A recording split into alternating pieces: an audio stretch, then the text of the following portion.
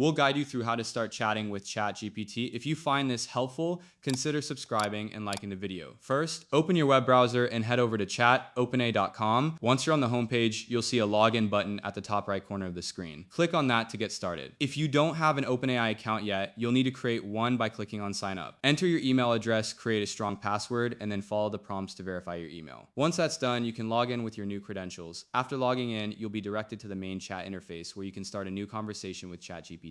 Simply type your message in the chat box at the bottom and hit enter or click the send button. ChatGPT will respond to your messages in real time. You can ask it questions, have it help with writing, or just chat about various topics. If you want to start a new conversation or clear the chat, look for the new thread or clear chat option. Usually found at the top of the chat window, this will give you a fresh start whenever needed. Remember to explore different topics and questions as ChatGPT is designed to assist with a wide range of queries. If you encounter any issues, make sure your internet connection is stable and that you're using an updated web browser. Don't forget to subscribe and comment if this helped you out.